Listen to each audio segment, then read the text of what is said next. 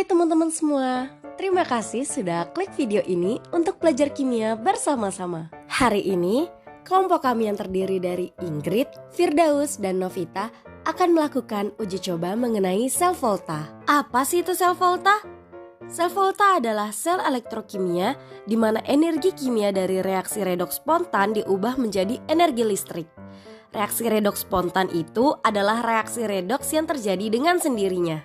Pada dasarnya, tegangan listrik dapat diperoleh dari berbagai sumber, termasuk buah.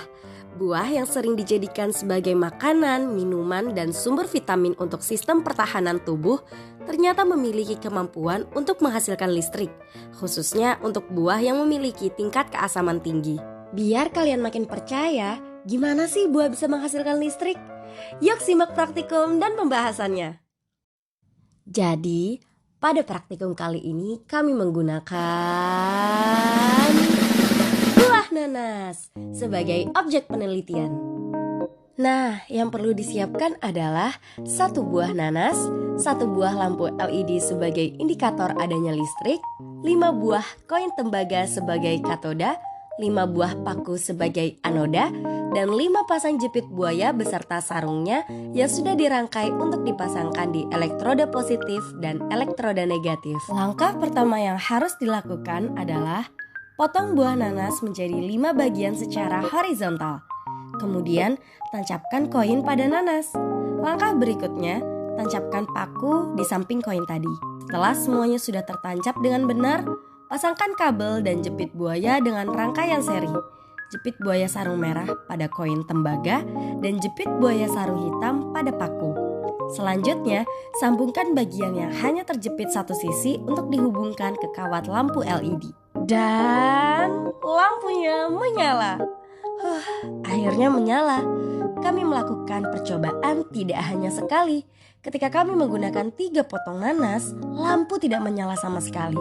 Ketika menggunakan 4 nanas, nyala lampu yang dihasilkan sangatlah redup. Dan ketika kami menggunakan 5 potong nanas, lampu berhasil menyala.